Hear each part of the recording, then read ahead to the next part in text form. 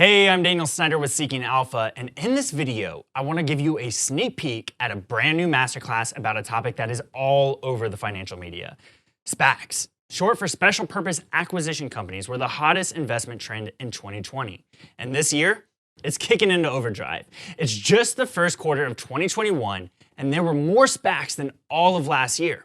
And with an average of 28 new SPACs every week, the pace doesn't appear to be slowing down anytime soon. But with all these new SPACs flooding the market, it creates a huge problem for individual investors like us. How do we find the best ones? The key is having a proven process, which is why Seeking Alpha has teamed up with hedge fund manager Chris DeMuth Jr. for this special masterclass. Chris was the perfect choice to lead this 4-part video series because there is no one I know of who does more research and leverages his contacts when it comes to SPACs. Not only was he ahead of the curve starting a new hedge fund last year just for SPACs, but he is in the trenches doing deep research and posting in his private community here on Seeking Alpha. Let's take a sneak peek of some of what Chris revealed in the masterclass.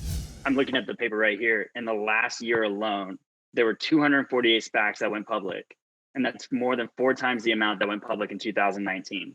Yeah, this past year's SPAC volume was more than all of the previous years in SPACs combined. You can start whenever you want. If you go back to the Roman Empire to 2019, it was fewer than 2020. So it really exploded this past year. Yeah, and it's become a phenomenon, right? Like there's just an overwhelming amount of SPACs hitting the market. So how do you find the best SPACs to invest in?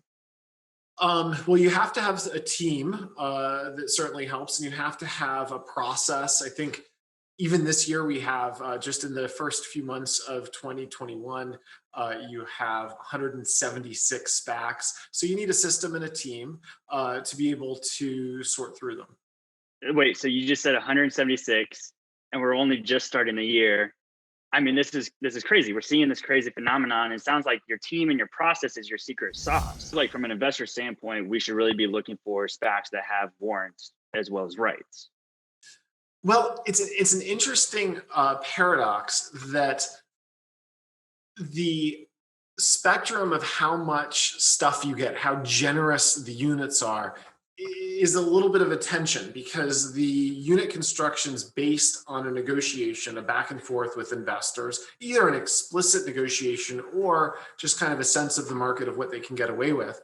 And the most well-regarded, biggest, most famous sponsor teams can get away with a lot stingier units. And the ones that are newer, smaller, less well-known can get away only with raising money with much more generous ones. And then rights in particular are often things that are kicked in when the negotiation with investors is not otherwise succeeding as well. So there's this tension, there's this back and forth between how much stuff you get and who you're dealing with. Now, correct me if I'm wrong, but it sounds like one of the big things that you are analyzing amongst your marketing, operational, and top deal makers, you're also looking at protecting your money, protecting your capital that you initially put in. It's kind of what it sounds like. Yeah. So we invest in different securities along the way. At the beginning, your downside is protected by the trust value. My way that I tend to say it is, when you put in $10, you have a free put and a free call. Not exactly a put and a call, but the trust value is like a put. The warrant value is like a call.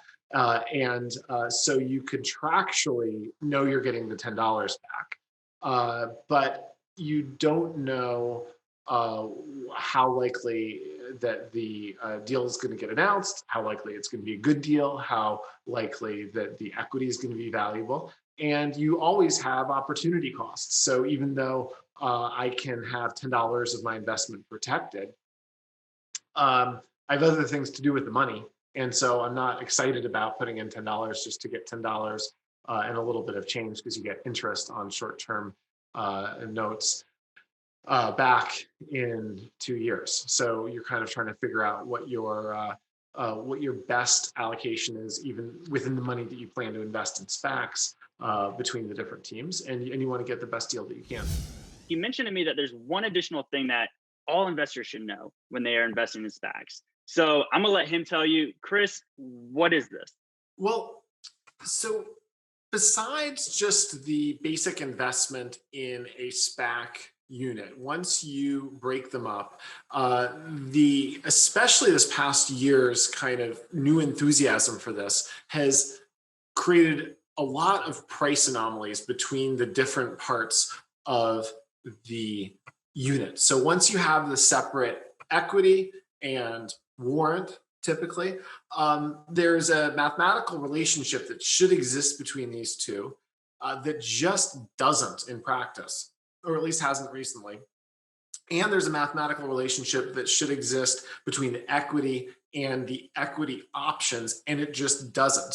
I have some theories for why this opportunity is there, but it's very lucrative and very exploitable. Now, while this was just a small sample, the entire series is live now and ready for your viewing pleasure.